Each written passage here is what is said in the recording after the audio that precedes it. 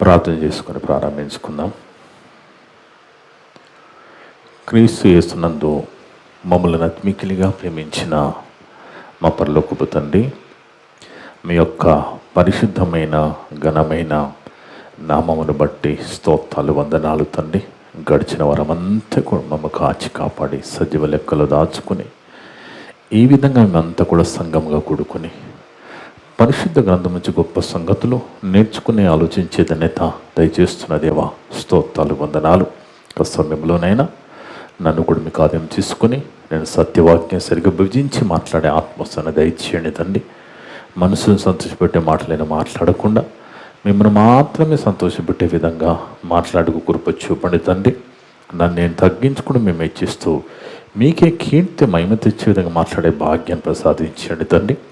నా ద్వారా మాట్లాడే ప్రతి మాట వీటినందరూ ఉదయాలలో ఫలింపచేయమని సమస్త ఘనత మహిమ ప్రభావాలు మీకే చెల్లిస్తూ మా బొమ్మను మా రక్షకుడును మీ ప్రియ కుమారుడు అయిన యేసుక్రీస్తు వారి పరిశుద్ధ నామమున అడిగి వేడుకొనుచున్నాము తండ్రి. ఆమేన్. ముందుగా దేవునికి స్తోత్రం చెల్లిద్దాం. కుడి వచ్చిన సంఘస్థులకు, ఆన్లైన్ ద్వారా యూట్యూబ్ ద్వారా వింటున్న ప్రతి ఒక్క బిడ్డకి యేసుక్రీస్తు నామమున వందనాలు. దేవుని బిడ్డలారా, దేవుని మహాకృపను బట్టి మనమంతా ఈ విధంగా సంఘముగా కూడుకొని మరిక గొప్ప సంగతిని నేర్చుకుని ఆలోచించే ధన్యత దయచేస్తున్న తండ్రికి యేసుక్రీస్తు ద్వారా కృతజ్ఞతాస్తుతులు చెల్లిద్దాం. ఆమేన్. ఈరోజు దేవుడు సంఘాన్ని ఆన్లైన్ ద్వారా యూట్యూబ్ ద్వారా వింటున్న ప్రతి ఒక్క బిడ్డని ప్రేమించి మనందరి కోసం ఏర్పాటు చేసిన అంశం నేనెందుకు, వై మీ. చూడండి దేవుని బిడ్డలారా, అత్యున్నత సింహాసనం మీద ఆసీనుడై ఉన్న పరలోకపు తండ్రి మట్టి మనుషులైన మనని జ్ఞాపకం చేసుకుంటున్నాడు. కానీ మనిషి మట్టి అని మరిచిపోయి ఈ భూమి మీదనే కనబడుతున్నదే అదే శాశ్వతం అనుకుంటూ భ్రమలో బతికేస్తున్నాడు దేవుని బిడ్డలారా. అందుకే మనం జాగ్రత్తగా ఆలోచిస్తే తండ్రి అయిన దేవుడు ఈ భూమి మీద మనము శాశ్వత కాలం ఉండమని, ఈ కనపడుతున్నదంతా ఒకనాడు ప్రభు రెండవ రాకడలో కనుమరుగైపోతుందని, కనపడని పరలోకమే శాశ్వతమని దేవుడు చెబుతూ మనుషులందరూ ఏదో ఒక రోజు ఈ లోకాన్ని విడిస్తామని తెలిసినప్పటికీ కూడా మరి దాని తర్వాత ఏంటి అని ఆలోచన లేకుండా బ్రతుకుతున్నప్పుడు, అరే బాబు, ఈ భూమి మీద మాత్రమే కాదు, మీకు ఇంకొక పరలోకం ఉన్నది, ఇంకొక లోకం ఉన్నది, మీరు అక్కడికి రావాలి అని ఎన్నోసార్లు మీరు పైకి చూడండి, పైనున్న వాటి మీదే మనసు ఉంచండి అని ఎన్నో రీతులుగా దేవుడు మాట్లాడుతూ ఉన్నాడు దేవుని బిడ్డలారా. అందుకే మనుష్యులమైన మనల్ని దేవుడు ఈ భూమి మీదకి ఒక శరీరం, ఒక ఆకారం ఇచ్చి, ఒక ఆయుష్కాలం ఇచ్చి ఎందుకు పంపిస్తున్నాడు? కోట్ల కొలది ప్రజలు ఎందుకు పుడుతున్నారు? ఎందుకు ఈ భూమిదికి వస్తున్నారు?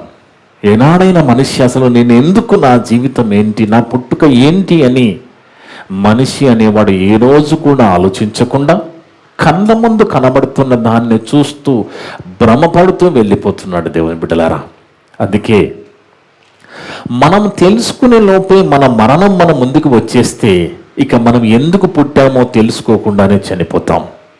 అందుకే మనిషి యొక్క పుట్టుక, సార్థకత, ప్రయోజనాలు ఎన్నో బైబిల్లో రాయబడ్డాయి. అంటే మనిషి అనేవాడు ఈ భూమి మీద సరదాగా పుట్టడం లేదని, ఇక్కడ ఏదో ఎంజాయ్ చేసి గనిపి వెళ్ళిపోవడానికి పుట్టడం లేదని, ప్రతి ఒక్క మనిషి పుట్టుక వెనుక ఒక బలమైన కారణం ఉన్నదనేది దేవుడు ఎన్నోసార్లు మాట్లాడుతూ ఉన్నాడు. ఎందుకంటే మనం పుట్టినప్పుడు మన తల్లిదండ్రులు మనకు చెప్పలేదు మనం ఎందుకు పుట్టాము, దేవుడు వాళ్ళకి ఎందుకు ఇచ్చాడో మనకి చెప్పలేదండి. మనము కూడా మన పిల్లలకి చెప్పామో లేదో ఒకసారి ప్రశ్న వేసుకోండి. మన తల్లిదండ్రులు చెప్పలేదు, మనం చెప్పలేదు కాబట్టి దేవుడు ఎన్నో రీతులుగా మనం ఎందుకు పుట్టాము అని ఎన్నో రీతులుగా చెప్తూ ఉన్నాడు, ఎన్నో రీతులుగా మాట్లాడుతూ ఉన్నాడు. అందుకే నేనెందుకు, అసలు నువ్వెందుకు అని ప్రశ్న వేసుకుంటే నీ మనస్సాక్షి నీతో ఏం మాట్లాడుతున్నది, నీ మనస్సాక్షి నీతో ఏమి చెప్పుతున్నది? ఎందుకంటే మనిషి పుట్టుక సార్థకత, ఆ పుట్టుక యొక్క కారణం మనిషికి తెలియాలి దేవుని బిడ్డలారా. ఎందుకంటే ఏ కారణం లేకుండా ఎవరు కూడా పుట్టడం లేదు. మన ఇంట్లో ఉన్న ప్రతి వస్తువును ఇది ఎందుకు కొన్నామంటే ప్రతి దానికి ఒక కారణం చెప్తాం, అవునా కదా? ప్రతి వస్తువుకు ఒక కారణం చెప్తాం. వివాహం ఎందుకు చేసుకున్నామంటే ఒక కారణం చెప్తాం. ఇన్ని చెప్తున్న మనము నువ్వెందుకు పుట్టావు అని నువ్వెందుకని అడగగానే మన నోటి నుంచి సమాధానం రాదు. అంటే మనిషి అనేవాడు ఎందుకు పుడుతున్నాడు, ఎందుకు దేవుడు పుట్టిస్తున్నాడు, ఎందుకు ఆకారం ఇస్తున్నాడు, ఆయుష్కాలం ఇస్తున్నాడు, ఒక స్త్రీగా పురుషుడుగా 60, 70, 80 సంవత్సరాల ఆయుష్కాలం ఇచ్చి ఎందుకు భూమిదికి పంపిస్తున్నాడు అని ఆలోచన ఏ మానవుడికి రావడం లేదు దేవుని బిడ్డలారా. కానీ గుర్తుపెట్టుకోవాల్సింది ఏంది అంటే నేనెందుకు, నువ్వెందుకు అంటే నీ పుట్టుక వెనుక, నా పుట్టుక వెనుక ఒక బలమైన కారణం ఉన్నది. ఏ కారణం లేకుండా ఎవరు కూడా భూమి మీద పుట్టడం లేదు. పుట్టిన మన బ్రతుకు యొక్క సార్థకత, మనం పుట్టామంటే ఖచ్చితంగా దాని వెనుక ఒక కారణం ఉన్నది దేవుని బిడ్డలారా. అందుకే మన చాలామంది పిల్లల్ని దేవుడిచ్చినప్పుడు వాళ్ళ పిల్లలకి ఏం చెప్తారంటే, అరే నువ్వు డాక్టర్ కావాలరా, అరే నువ్వు ఇంజనీర్ కావాలరా, నువ్వు ఫారెన్ పోవాలరా అని నీ లక్ష్యాలు పిల్లల మనసులో వేసినప్పుడు అవి పిల్లలు ఆ లక్ష్యం, నీ లక్ష్యాలు అంటే తల్లిదండ్రుల లక్ష్యాలు వాళ్ళ పిల్లల మనసులో పెట్టుకొని పెద్దగా అయిన తర్వాత వాడు ఇంజనీర్ కాలేకపోయినప్పుడు, వాడు కలెక్టరో డాక్టరో కాలేకపోయినప్పుడు వాడు ఏం చేస్తున్న విషయం తాగి చచ్చిపోతున్నాడు. అదే అమ్మాయిలైతే ఉరి వేసుకొని చచ్చిపోతున్నారు. ఎందుకైనా పుడుతున్నారు? మరి ఎందుకు పుట్టిస్తున్నాడు దేవుడు మనల్ని భూమి మీద? మనందరినీ దీనికోసం పుట్టిస్తున్నాడు. అదే బిడ్డలు అలా ఉదయం చూడగానే రోడ్ల మీదకి వెళితే ఒక్కొక్కరిని గమనిస్తుంటే ఆ వాహనాల మీద వెళ్ళడము, కాళ్ళల్లో వెళ్ళడము, సైకిల్ మీద వెళ్ళడము, కాలి నడకన వెళ్ళడం, ఎక్కడికి వెళుతున్నారు? దీనికోసం, ఇంత చిన్నదాని కోసమే దేవుడు మనుషులు పుట్టిస్తున్నాడా? దీనికోసమే మనం పుడుతున్నామా? అసలు నేనెందుకు, అసలు నువ్వెందుకు ఆలోచించాలి దేవుని బిడ్డలారా. ఎందుకంటే వయసు అంతా అయిపోయిన తర్వాత నేనెందుకు నువ్వు తెలుసుకునే లోపు నీ మరణము నీ కళ్ళ ముందు వచ్చి ఉంటుంది. అందుకే ప్రతి ఒక్కరి పుట్టుక వెనుక ఒక బలమైన కారణం ఉన్నది. అందుకే పరిశుద్ధ గ్రంథములో ఒక మంచి మాట మనం చూస్తే న్యాయాధిపతుల గ్రంథము 13వ అధ్యాయము, న్యాయాధిపతుల గ్రంథము 13వ అధ్యాయం 5వ వచనం చదువుకుంటే దేవుని బిడ్డలారా, న్యాయాధిపతుల గ్రంథము 13వ అధ్యాయము 5వ వచనం. ఇక్కడ మనోహ భార్య పొలములు పని చేసుకుంటుంటే ఆ మనోహ భార్య దగ్గరికి దూత వచ్చి మాట్లాడుతున్నది. దేవుడు దూతను పంపించి చెప్పిస్తున్నాడు, నీవు గర్భవతివై కుమారుని కందువు,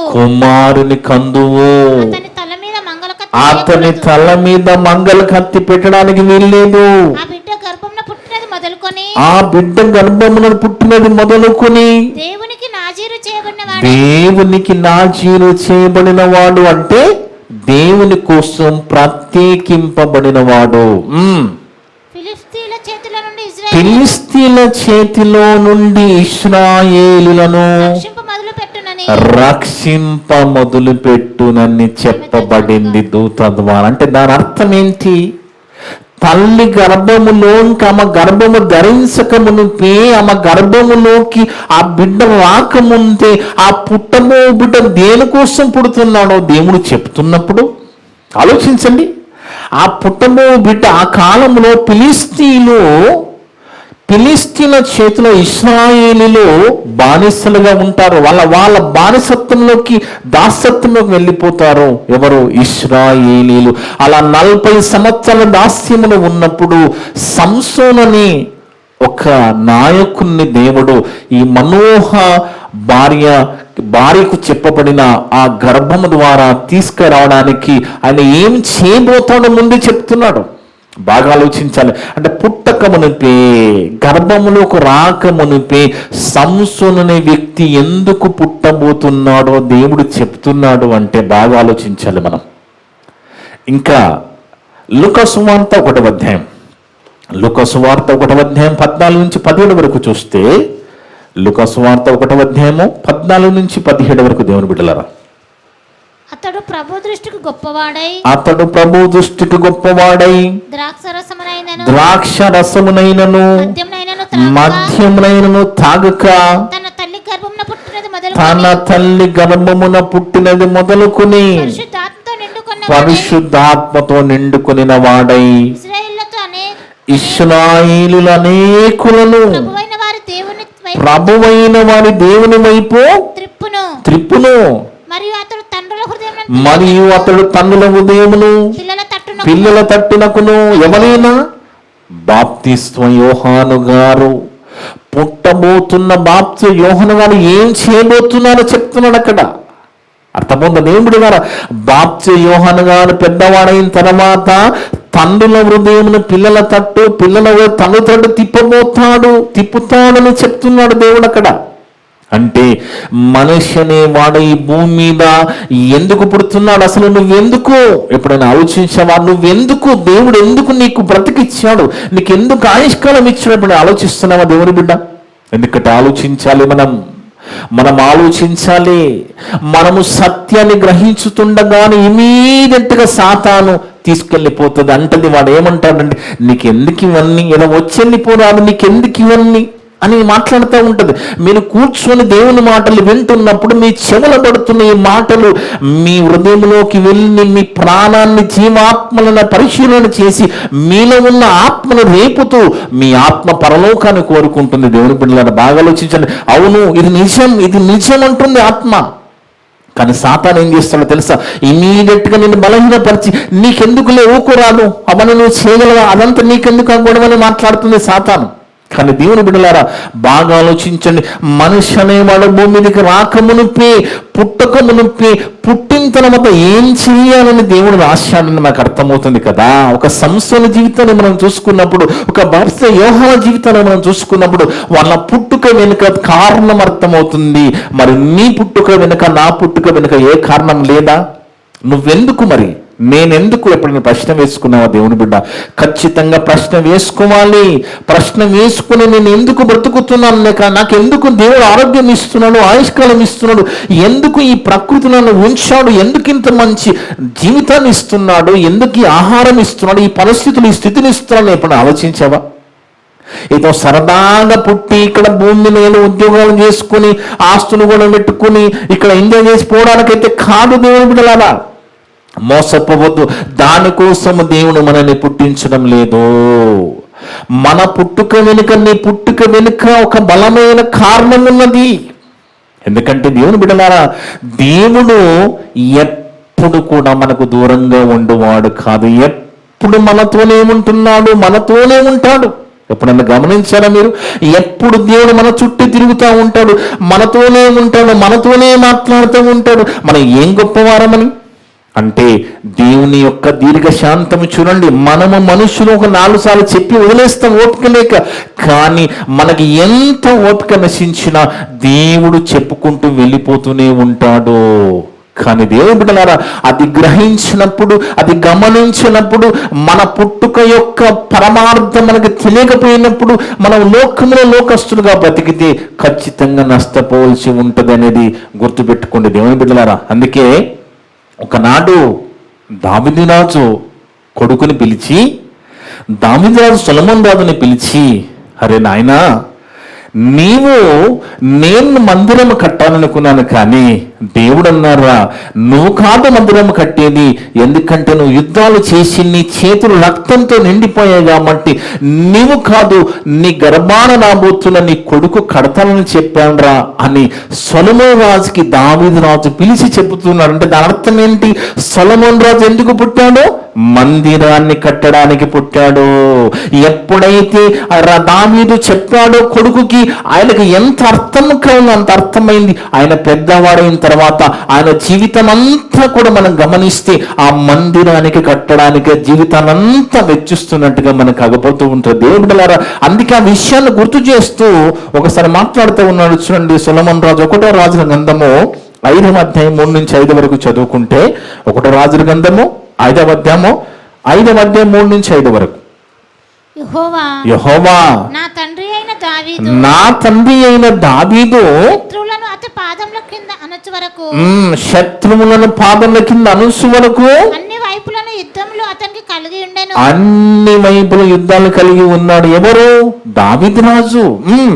తన దేవుడైన యెహోవా నామఘనత కొరకు అతడు మందిరమును కట్టింప వీలు ఎవరికి లేదు? దావీదు రాజుకు లేదు. ఆ వీలు ఎవరికి కల్పిస్తున్నాడు? దేవుడు సొలొమోనుకి కల్పిస్తున్నాడు. ఆయనకి ఎలా తెలుసు? తండ్రి చెప్తున్నాడు. అర్థమవుతుందా? మన పిల్లలకి మనం ఏం చెప్తున్నాం? మన పిల్లలకి మనం ఏం నేర్పిస్తున్నామో, మనం పుట్టగానే వాళ్ళ మనసులో ఒకటి ఏం చేస్తున్నాము? నువ్వు డాక్టర్ కావాలా, ఇంజనీర్ కావాలని మనసు నేసేస్తున్నాము. దానికోసం వాడు బతుకుతున్నాడు. కానీ దావీదు రాజు ఏం చేస్తున్నాడు? జ్ఞానవంతుడు. దేవుడు చెప్పిన మాట తన కొడుకుకు చెప్తున్నాడు, మనసులో వేసేస్తున్నాడు. నువ్వు మందిరం కట్టాలి అని చెప్తున్నాడు. తన దేవుడైన యెహోవా నామఘనతకు అతడు మందిరంలో కట్టింప వీలు లేకపోయినన్న సంగతిని వెరుగుదువు.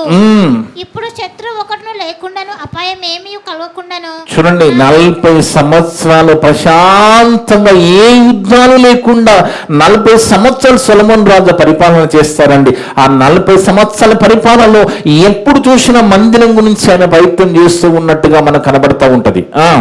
ఇప్పుడు శత్రు ఒకడును లేకుండా అపాయం ఏమీ కలగకుండాను, దేవుడైన యెహోవా దిశలను నాకు నెమ్మది దయచేసి నెమ్మది కలగజేశాడు. ఎందుకు?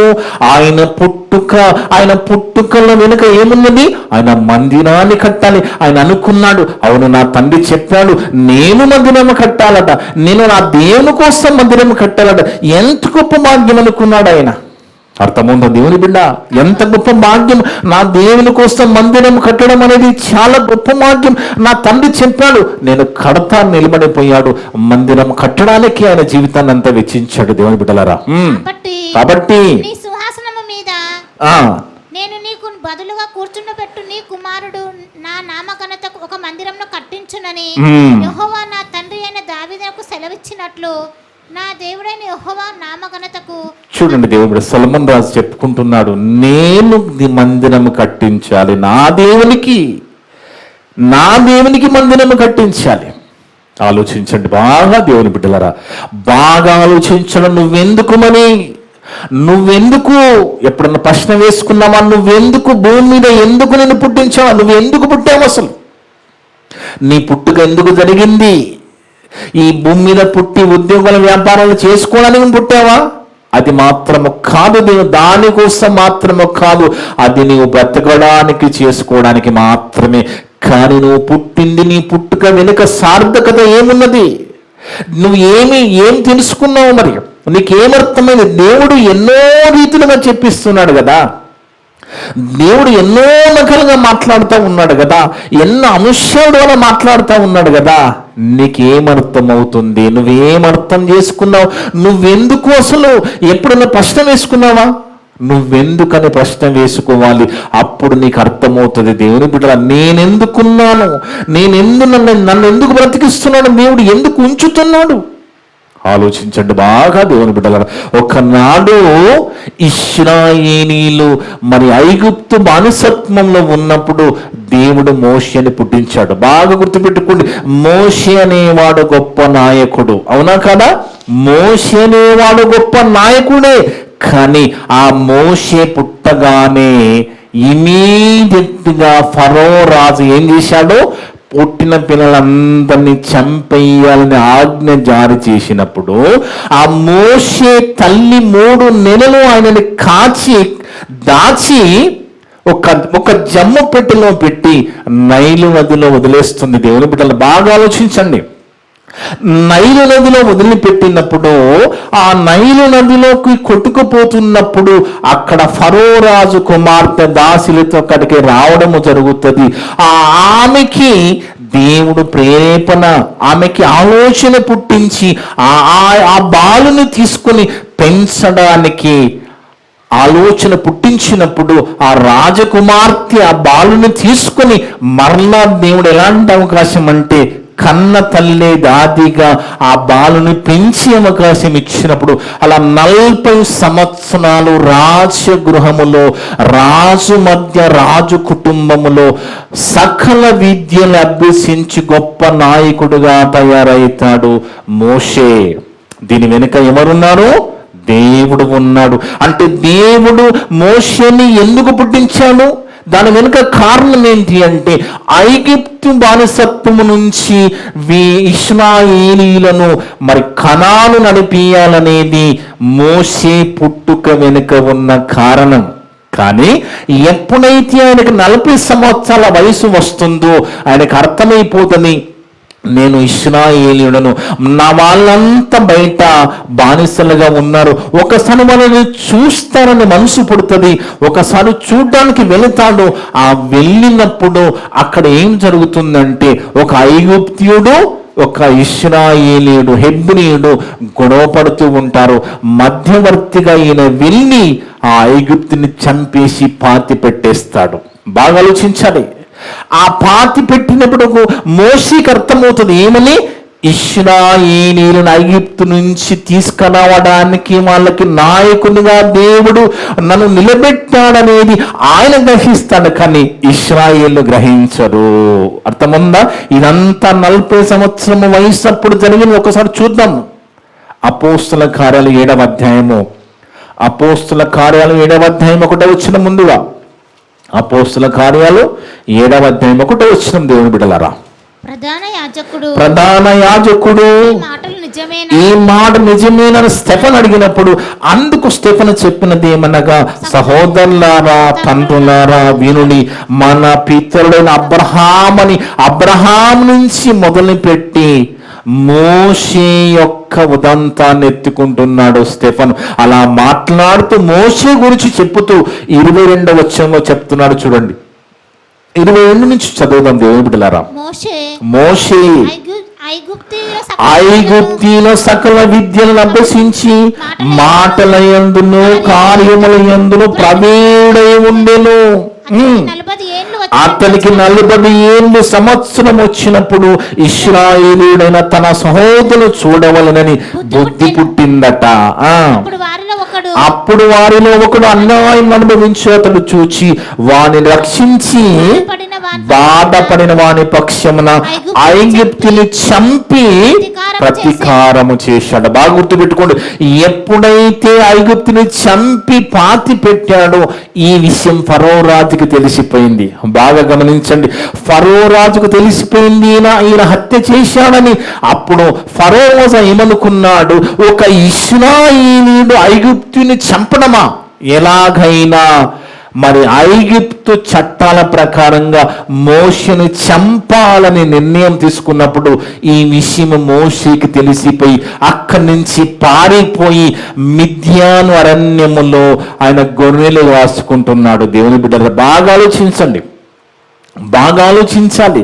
దేవుడు మోషేని కాపాడింది, సకల విద్యలు నేర్పించింది.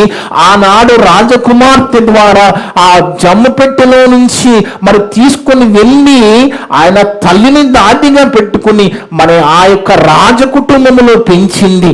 గొర్రెలు కాసుకోవడానిక దేవుడు బాధపడిపోయాడు. దేవుని బిడ్డలారా, ఎందుకు మోషే ఒరే నాయన నిన్ను కాపాడింది నువ్వు గొర్రెలు కాసుకోవడానిక? చూడండి, నిన్ను కాపాడింది నువ్వు గొర్రెలు కాసుకోవడానిక అంటే మోషే అనుకున్నాడు, నిజంగా నన్ను ఇశ్రాయేలును నేను విమోచించడానికి నన్ను ఏర్పాటు చేసుకున్నాను అనుకున్నాడు. కానీ ఆ ఇశ్రాయేలు అర్థం చేసుకోలేదు. అప్పుడు ఏం చేశాడంటే, ఎలాగైనా ఫరో రాజు నన్ను చంపేస్తానని తెలుసుకుని ఆయన మిద్యాను అరణ్యంలోకి పారిపోయినట్టుగా కింద వచనాల్లో రాస్తున్నాడు. చూడండి గ్రంథకర్త. మోషే ఆ మాట విని పారిపోయి మిద్యాను దేశంలో పరదేశీ ఉండి అక్కడ ఇద్దరు కుమారులను కనెను. బాగా గమనించాలి. కుమారులు మిద్యానులు ఏం చేస్తున్నాడు? గొర్రెలు కాసుకుంటున్నాడు. గొర్రెలు కాసుకోవడానికి దేవుడు ఇదంతా చేసింది. బాగా ఆలోచించండి. గొర్రెలు కాసుకోవడానికి కాదు కదా. మోషేకి దేవుడు ఎంత ఆయుష్కాలం ఇచ్చాడని తెలియదు కదా. కానీ మోషేకి ఇవ్వబడిన ఆయుష్కాలము 120 సంవత్సరాలు. కానీ మిద్యాను అరణ్యములో గొర్రెలు ఎన్ని సంవత్సరాలు కాచుకున్నాడు? 40 సంవత్సరాలు కాచుకున్నాడు. దేవుని బిడ్డలు బాగా ఆలోచించండి. 40వ ఏట తెలుసుకున్నాడు ఏమని? ఇశ్రాయేలు విమోచించడానికి నన్ను దేవుడు ఏర్పాటు చేసుకుని అనుకున్నాడు. కానీ ఆ ప్రజలు గ్రహించలేనప్పుడు నాకెందుకులే అని పారిపోయి అరణ్యంలో మిద్యాను అరణ్యంలో గొర్రెలు కాసుకుంటూ 40 సంవత్సరాలు గడిపేశాడు. అయినా దేవుడు వదిలిపెట్టలేదు. దేవుడు ఎన్నో రీతిలుగా మాట్లాడుతూ ఉన్నాడు. 80 ఏట వచ్చినప్పుడు ఒక పొదలో అగ్ని మండుతుంది కానీ పొద కాలిపోవడం లేదు. ఇమీడియట్ గా పొద ద్వారా దేవుడు మాట్లాడి, మోషే నేను నిన్ను కాపాడింది, నిన్ను ఐగుప్తు రాజు చంపాలని చూసినప్పుడు నిన్ను తప్పించింది, నిన్ను కాపాడింది. చిన్నగున్నప్పుడే ఆ నీటిలో వేయబడిన నిన్ను మరి ఫరో రాజు కుమార్తె ద్వారా 40 సంవత్సరాలు రాజనగర్లో నిన్ను పెంచింది. నువ్వు ఈ గొర్రెలు కాసుకోవడానికి కాదు నాయనా, నిన్ను కాపాడింది ఎందుకు తెలుసా? నీవు ఇశ్రాయేలు నా పిల్లల్ని ఐగుప్తు దేశం నుంచి నడిపించాలి అని ఎప్పుడైతే దేవుడు మోషేతో మాట్లాడాడో అప్పుడు మోషేకి అర్థమైపోయింది. అవును కదా, నేను గొర్రెలు కాసుకోవడం ఏంటి? అవును కదా, దేవుడు ఇంతగా కాపాడాడు కదా, నిజమే కదా ఆలోచన పడిపోయాడు. ఆయనకు భయం కలుగుతుంది. ఎందుకంటే అప్పటికి 80 సంవత్సరాలు వచ్చేసాయి. ఆయనకు తెలియదు ఎన్ని సంవత్సరాలు బతుకుతాడు.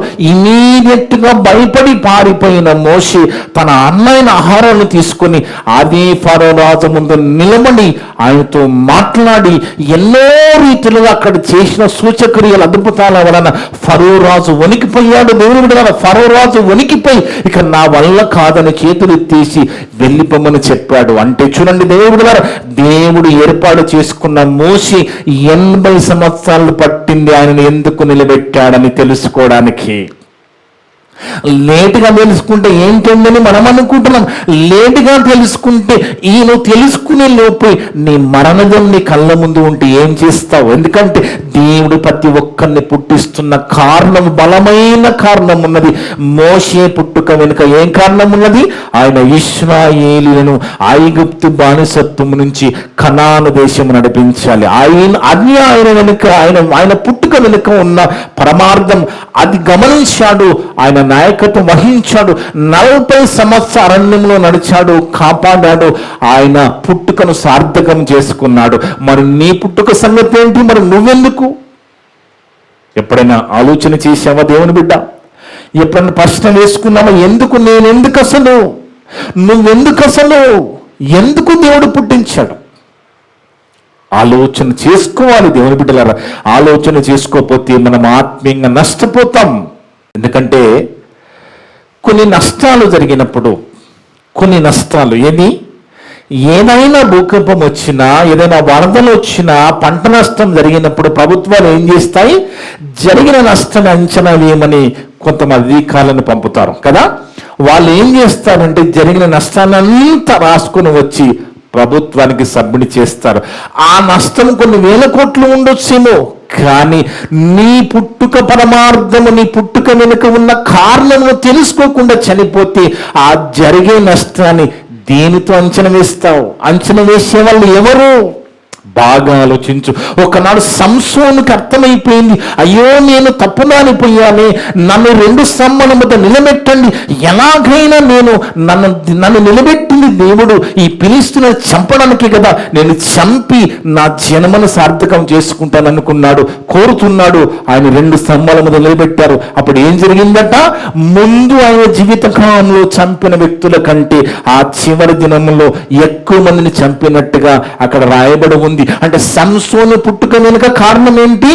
ఫిలిష్తీయుల బారిలో నుండి ఇశ్రాయేలును విడిపించాలి. అలా 20 సంవత్సరాలు ఆయన న్యాయాధిపతిగా ఉన్నాడు సంసోను. ఆ చివరి దినంలో ఎప్పుడైతే కళ్ళు పీకేశారో, ఆయన జుట్టంతా కట్ చేయబడ్డప్పుడు బలం పోయిందో, మరలా ఆయన శక్తి తెచ్చుకుని ఎలా ప్రార్థన చేస్తున్నాడు ఒకసారి చూద్దాం. న్యాయాధిపతి గ్రంథం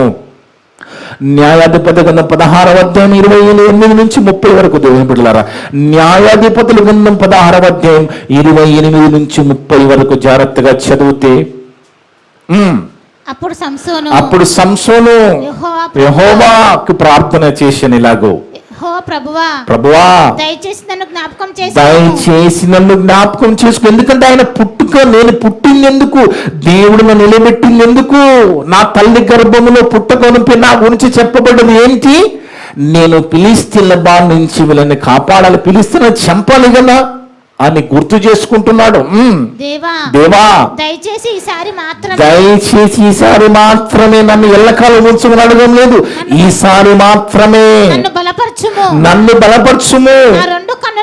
నా 2 కన్నుల నిమిత్తము ఫిలిష్తీయులను ఒక్కమారి దండించి పగ తీర్చుకొననిమ్మని యెహోవానికి మొరపెట్టెను. ఆ గుడికి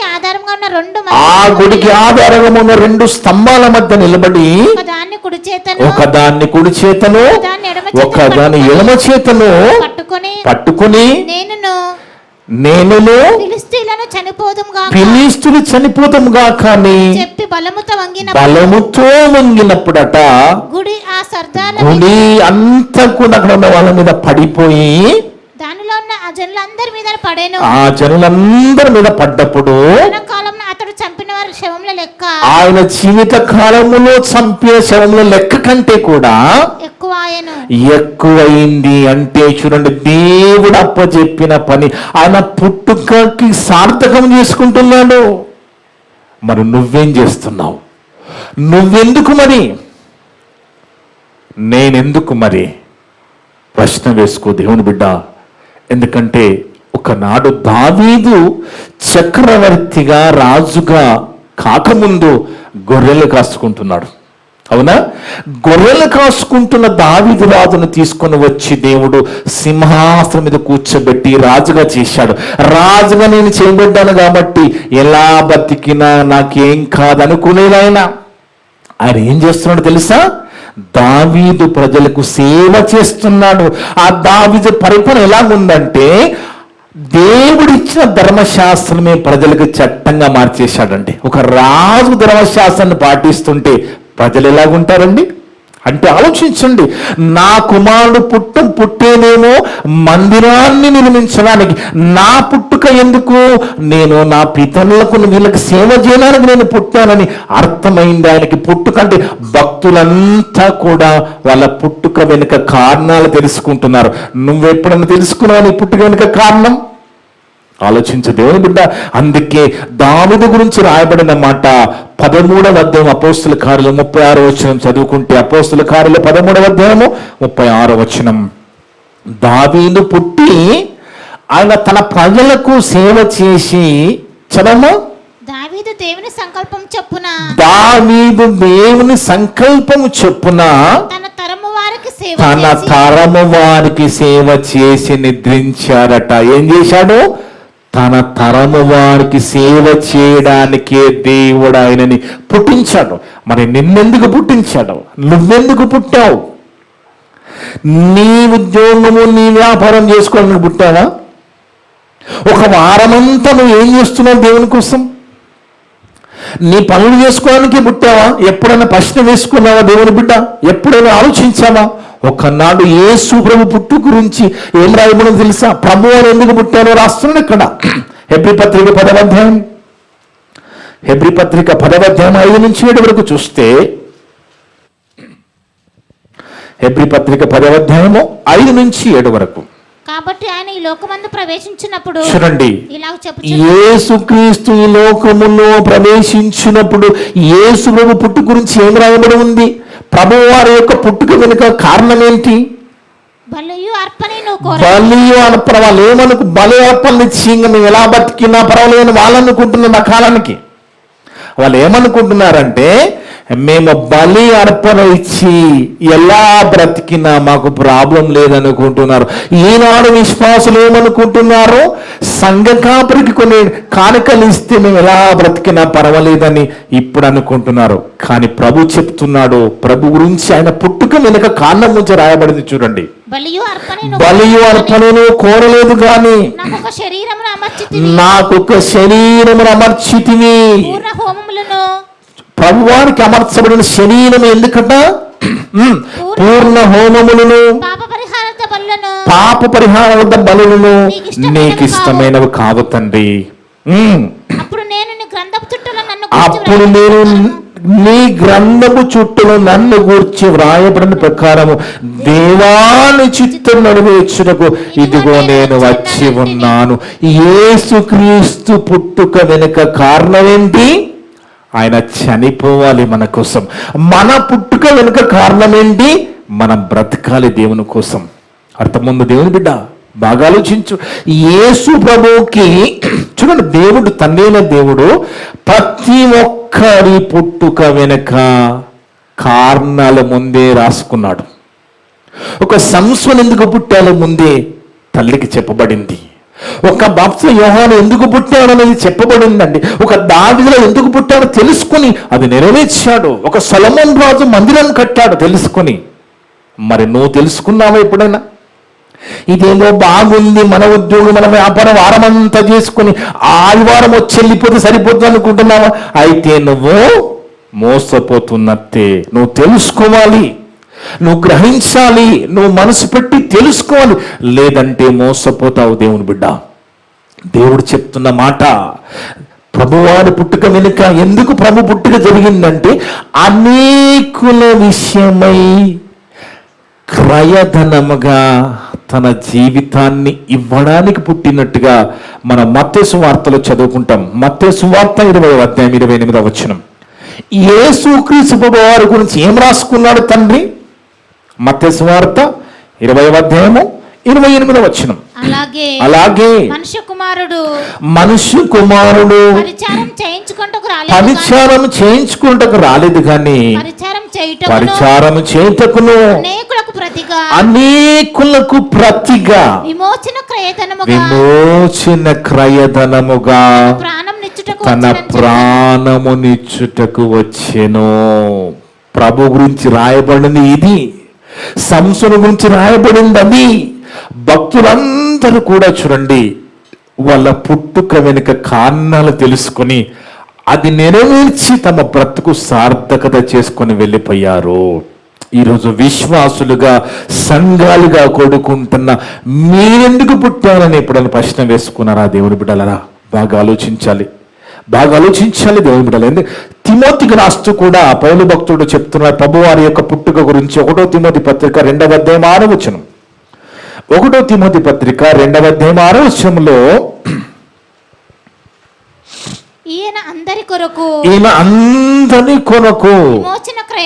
విమోచన క్రయధనముగా తన్ను తానే సమర్పించుకొనెను.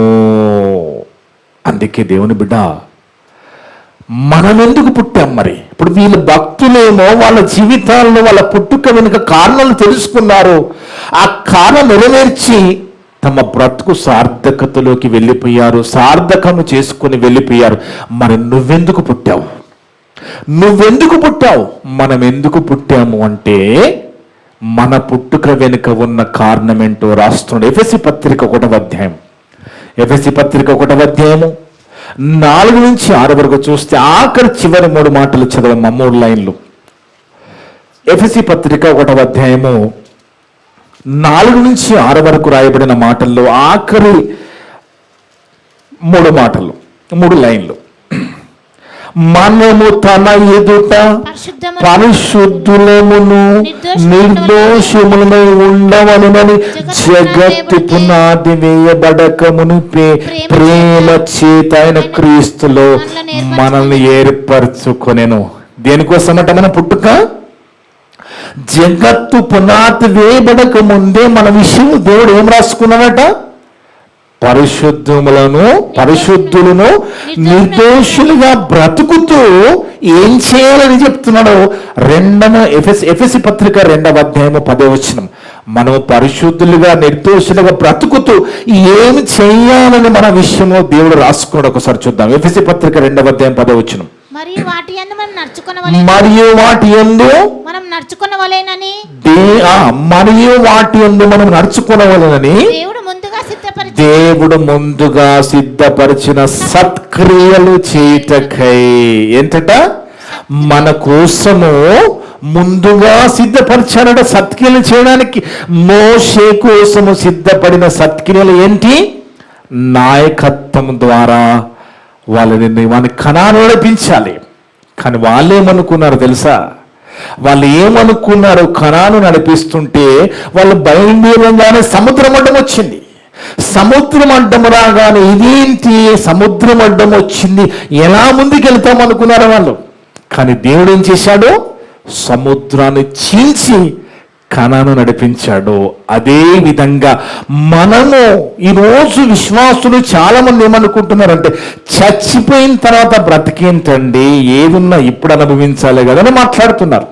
అవునా కదా? చచ్చిపోయిన తర్వాత బ్రతికేందుకు అని అమాయకంగా ఆలోచిస్తున్నారు. ఏ విధంగా ఎర్ర సముద్రాన్ని చీల్చి కణాలను నడిపించాడో అదే విధంగా రేపన్నాడు ఆకాశం చీల్చి మనందరినీ కూడా దేవుడు పరలోకం తీసుకువెళ్ళబోతున్నాడు. ఆయన ఏదైనా చేయగలడు. ఎందుకంటే ఈ భూమి మీద బతకడానికి కోటి విద్యలు ఉన్నాయట. కోటి విద్యలు భూమి మీద బతకడానికి. అవునా? కోటి విద్యలు దేనికట? కూటి కోసమే అట. భూమి మీద బతకడానికి కోటి విద్యలు. అక్కడ ఇంట్లో కూర్చుని కూడా ఉద్యోగం చేయొచ్చు. వర్క్ ఫ్రమ్ హోమ్లో కూడా డబ్బులు సంపాదించుకోవచ్చు. కానీ భూమి మీద బతకడానికి కోట్ల మార్గాలు ఉన్నట్టుగా పరలోకానికి అన్ని మార్గాలు లేవండి. పరలోకానికి ఒకటే మార్గం. ఆ మార్గం యేసుక్రీస్తు. ఆ మార్గము ద్వారానే వెళ్ళాలి. అలా వెళ్ళాలంటే నీ కోసం నా కోసం దేవుడు ఏం చేశాట? ముందుగా సిద్ధపరిచిన సత్క్రియలు చేయాలట. ఏంటా సత్క్రియలంటే నీ కళ్ళ ముందు కనబడుతున్న ఎంతో మంది బిడ్డలు నరకానికి దిగిపోవడానికి సిద్ధంగా ఉన్నారు. వాళ్ళని నువ్వు పరలోకం నడిపించాలి. వాళ్ళని పరలోక వైపులో నడిపించాలి. అదే నీకోసం రాయబడిన సత్క్రియలు. అదే చెప్తున్నాను అక్కడ. దేవుడు ముందుగా సిద్ధపరిచిన సత్క్రియలు చేయుటకై మనము క్రీస్తు యేసునందు సృష్టింపబడిన వారమై ఆయన చేసిన పని అయి ఉన్నాము. మన విషయంలో సత్క్రియలు ఏంటి? మనం పరిశుద్ధులుగా నిర్దోషులుగా బ్రతుకుతూ మనకిచ్చిన ఆయుష్కాలముడో మనకిచ్చిన ఈ శరీరాన్ని ఈ దేహాన్ని నశించిపోతున్న ఆత్మలు, ఎన్నో ఆత్మలు సత్యం తెలియక మరి అజ్ఞానంగా బ్రతుకుతున్న వాళ్ళకి సువార్త చెప్పి రక్షించాలి. ఏమున్నది సువార్తలో? సువార్తలో ఏమున్నది? యేసు ప్రభు వారి మరణ సమాధి పునరుత్థానాలు. అవి నువ్వు ప్రకటించి వాళ్ళని పరలోకం నడిపించే సత్క్రియలు దేవుడు నీకు పెట్టాడు. దానికోసమే నువ్వు పుట్టావు. నీ పుట్టుక వెనుక కారణాలు అవే. మన పుట్టుక వెనుక కారణాలు ఇవే. దేవుని బిడ్డలారా, మనం ఎంతో మందిని పరలోకం నడిపించే విధంగా మనం ఉండాలి. ఉంటున్నామా? మరి అలా ఉంటున్నామా? అలా చేస్తున్నామా? అలా చేయకుండా అలాగే బ్రతికేస్తే సడన్గా ఒకనాడు నీకు మరణం వచ్చేస్తే నువ్వు చేయవలసిన సత్క్రియలు ఆగిపోతాయి. అప్పుడు నీకు ఎలా పరలోకం దొరుకుతుంది? ఎప్పుడైనా ఆలోచించామో దేవుని బిడ్డరా? ఎందుకంటే జీవిత కాలం అంటే నెల వచ్చే జీతం కాదండి. జీవిత కాలం ఎప్పుడు ముగుస్తుందో మనకు తెలియదు. ఒక దినం మన జీవితం నుంచి వెళ్ళిపోతే మళ్ళీ వెనుకకు రాదు. ఎప్పుడైనా ఆలోచిస్తున్నారా? సమయం దొరికినప్పుడు మీరు ఏం చేస్తున్నారు? మీ ఇందులో ఉన్న మీరు ఏం చేస్తున్నారు? మీ ఇందులో మీరు ఏం మాట్లాడుకుంటున్నారు? ఏమి డిస్కషన్ చేసుకుంటున్నారు? ఎందుకంటే దేవుని బిడ్డ, నువ్వెందుకు అనేది నీకు అర్థం కావాలి. ఎందుకు నువ్వు చెప్పాడు దేవుడు. ఏంటట? మన కోసం ముందుగా సిద్ధపరిచిన సత్క్రియలు మనం చేయాలి. ఏంటా సత్క్రియలు అంటే, నశించిపోతున్న ఎంతో మందిని పరలోకం నడిపించే పనులు మన మీద ఉన్నాయి దేవుని బిడ్డ. ఆ పనులు చేసి అలా చేస్తున్నప్పుడు దేవుడు అనుకుంటాడు, వీళ్ళు నా పనులు చేస్తున్నారు, నేను చెప్పినట్టుగా చేస్తున్నాడు కాబట్టి వీళ్ళని ఇంకా నేను ఉంచుతాను అనుకుంటాడు. అర్థముందా దేవుడు గారు? ఎవరైతే దేవుని మాటలు పట్టించుకోకుండా బతుకుతారో వాళ్ళ విషయంలో వీళ్ళు ఇంకా అవసరమా, వీళ్ళు ఎందుకు నాకు అనుకుంటాడు. అర్థమవుతుందండి? ఎందుకంటే చాలా మంది దేవుడు 80 సంవత్సరాల ఆయుష్కాలం రాసి పంపిన 20కి చనిపోతూ ఉంటారు, 30కి చనిపోతూ ఉంటారు, 40కి ఎందుకు మనము చెప్తున్న కారణాలు వేరు. మనం ఏదేనో కారణాలు చెప్తాం. అసలు కారణం ఏంటంటే, దేవునికి పనికిరాని వాడు భూమి మీద ఎందుకు? అర్థముందా దేవుని బిడ్డ? మనకి పనికిరాని గేదెని అమ్మేస్తాం కదా మనం. మనకి పాలు అని గేదెని ఉంచుకుంటామండి. మనకి పనికిరాని వస్తువులు ఎలా పడేస్తాం? డస్ట్బిన్లో. మనకి పనికిరాని దాన్ని మనమే డస్ట్బిన్లో పడేస్తే దేవునికి పనికిరాని మనం ఎందుకు? ప్రశ్న వేసుకోండి. ఎందుకంటే దేవుని బిడ్డలారా, మనందరికీ దేవుడు పరలోకం ఇయ్యాలని ఆశపడుతున్నాడు. అందుకే ఎన్నో రీతులుగా చెప్తూ ఉన్నాడు. యేసుక్రీస్తు ప్రభువారికి అప్పచెప్పిన పని ముగించి సమాప్తమైనది అన్నాడండి. అంటే దాని అర్థం ఏంటి? సమాప్తమైంది అంటే, నువ్వు అప్పచెప్పిన పనులన్నీ చేశాను తండ్రి, ఇక నేను సమాప్తమైంది, నీ దగ్గరకు వచ్చేస్తానంటున్నాడు ప్రభు. కానీ మనకు అప్పచెప్పిన పనులు మనం చేస్తున్నామా లేదా అనేది ప్రశ్న వేసుకోవాలండి. ఎందుకంటే భక్తులు ఏం చేశారు? వాళ్ళ పుట్టుక వెనుక కారణాలు వెతుక్కుంటున్నారు. మనమేం వెతుకుతున్నాం? లోకంలో ఏదో ఉందని వెతుకుతున్నావా? లోకంలో ఏది ఉన్నా ఏది నీతో రాదు. ఇది నీకు తెలిసినప్పటికీ కూడా సాతానుని భ్రమపరుస్తుంది. నువ్వు సత్యము గ్రహించలోపే ఇమీడియట్గా నిన్ను పక్కదారి పట్టిస్తుంది. ఇప్పుడు చెప్తుంది, ఆత్మ చెప్తుంది, ఇది నిజం, దేవుడే మాట్లాడుతుంది, దేవుని మాటను అంటుంది. కానీ ఇమీడియట్గా సాతాను ఏం చేస్తుందంటే నిన్ను పక్కదారి పట్టిస్తుంది. నువ్వు బ్రతికుంటున్నది దేవుని కోసం, నువ్వు పుట్టింది ఆయన కోసం. నీ పుట్టుక వెనుక ఒక గొప్ప ప్రణాళిక ఉన్నది, ఆయన సంకల్పం ఉన్నది. ఆ కారణం ఏంటి అంటే, నువ్వు ఆయన పని చేయాలి. అందుకే చివరిగా రోమాపత్రిక 12వ అధ్యాయంలో, రోమాపత్రిక 12వ అధ్యాయం 1వ వచనం చదువుకుంటే, కాబట్టి రోమాపత్రిక 12వ అధ్యాయం 1వ వచనం, సహోదరులారా పరిశుద్ధమును దేవునికి అనుకూలమునైన సజీవ యాగముగా. సజీవ యాగం అంటే ఏంటండి? బ్రతికున్నప్పుడే చచ్చిపోయిన నీవు నీ కుటుంబానికి అక్కర్రావు, దేవునికి అస్సలు అక్కర్రావు. అవునా కదా? ఇది తెలుసు కదా. బ్రతికున్నప్పుడే సజీవ యాగముగా మీ శరీరములను ఎందుకు ఇచ్చాడు? మనకి శరీరాలు, మనకి శరీరం ఎందుకు ఇచ్చాడు? ఈ ఆకారం ఎందుకు ఇచ్చాడు? ఈ ఆయుష్కాలం ఎందుకు ఇచ్చాడు? అసలు ఎందుకో చెప్తున్నాడు చూడండి. శరీరములను ఆయనకు సమర్పించుకొనుడి, దేవుని వాత్సల్యమును బట్టి మిమ్మల్ని బతిమాలు కొనుచున్నాను, ఇట్టి సేవ మీకు యుక్తమైంది. ఇది సేవ అంటున్నాడు. ఇది సేవ. ఏంటి సేవ?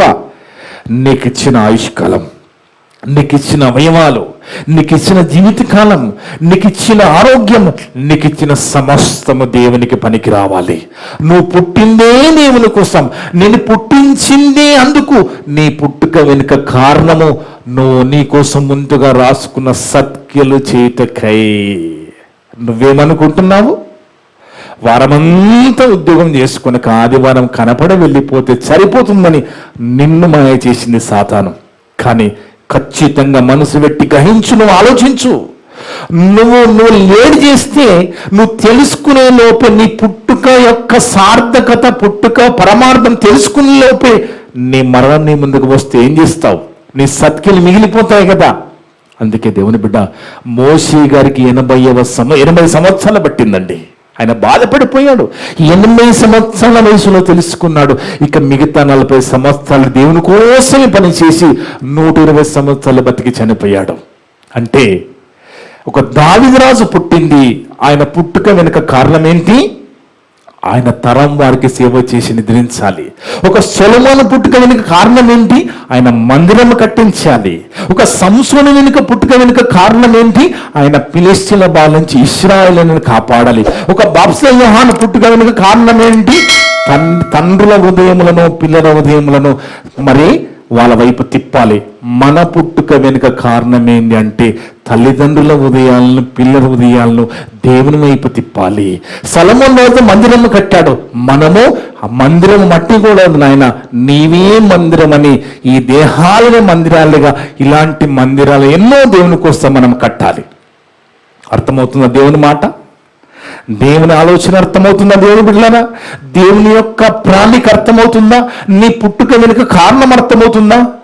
అర్థం చేసుకోవాలి.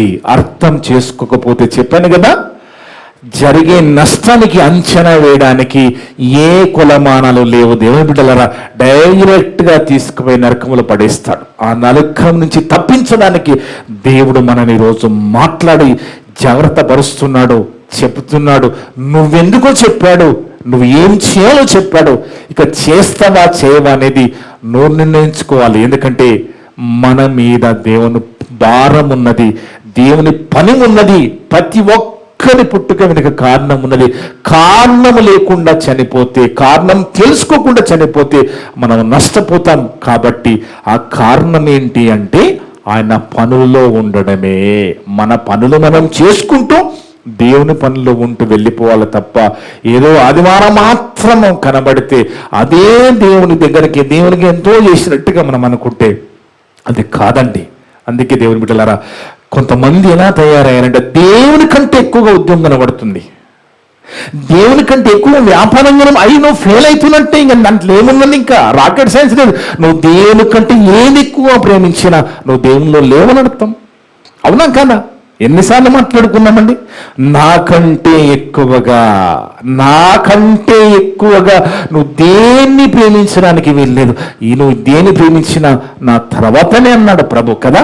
మరి అలా అన్నప్పుడు మనం ఎంత ఆయనకి ప్రాముఖ్యత, ఆయనకి స్థానం ఇస్తున్నామో జాగ్రత్తగా మనసు పెట్టి గ్రహించండి. ఎవరము కూడా మోసపోవద్దు. నువ్వు ఎందుకు అనేది దేవుడు స్పష్టంగా మాట్లాడాడు. ఇక మీదటి ఇప్పటి నుంచి నీ జీవితం కొత్తగా ఉండాలి. కొత్త నిర్ణయాలతో దేవుని కోసం వెళ్ళాలి. కొత్త నిర్ణయాలతో దేవుని కోసం బతకాలి. కొత్త నిర్ణయాలతో దేవుని పని చేయాలి.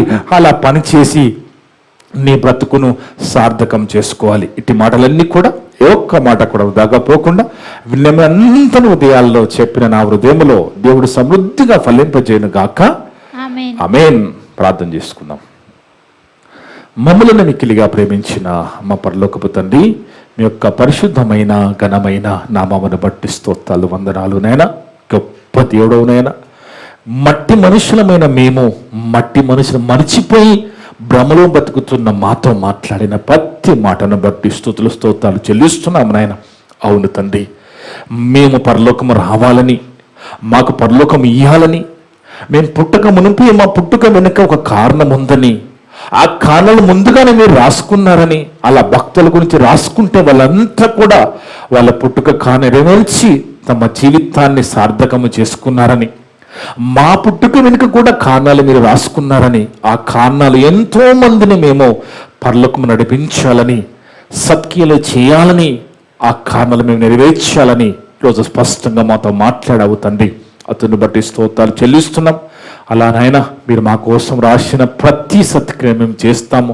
చేయటకు శక్తిని దయచేయండి. మాలో ఈ మాటలు విన్న ఏ ఒక్కరిలో ఎవరు కూడా ఆత్మీయంగా పడిపోకుండా ఈ సత్య మాటలు గ్రహించుకొని ఇక మీదట దుష్టుడికి అవకాశం లేకుండా, లోకాశలకు అవకాశం లేకుండా ఎల్లప్పుడూ మీ ఆలోచనలు కలిగి ముందు వెళ్ళే శక్తిని విన్న ప్రతి ఒక్క బిడ్డకు దయచేయండి తండ్రి. ఇప్పటి వరకు నా ద్వారా మాట్లాడిన ప్రతి మాట విన్న సంఘస్థులందరూ ఉదయాలలో, ఆన్లైన్ ద్వారా, యూట్యూబ్ ద్వారా విన్న వినవతులందరూ ఉదయాలలో ఫలింపచేయండి తండ్రి. మేమంతా కూడా కేవలం వాక్యము చదివి విని వదిలిపెట్టి మమ్మల్ని మేము మోసపరుచుకోకుండా విన్న మాటల ప్రకారం దీవించే ఘనత దయచేయమని సమస్త ఘనత మహేప్రభావాలు మీకే చెల్లిస్తూ మా బాబును మా రక్షకుడును మీ ప్రియ కుమారుడు అయిన యేసుక్రీస్తు వారి పరిశుద్ధ నామమున అడిగి వేడుకొనిచున్నాము తండ్రి. ఆమేన్. మీ అందరికీ వందనాలు. May God bless you all.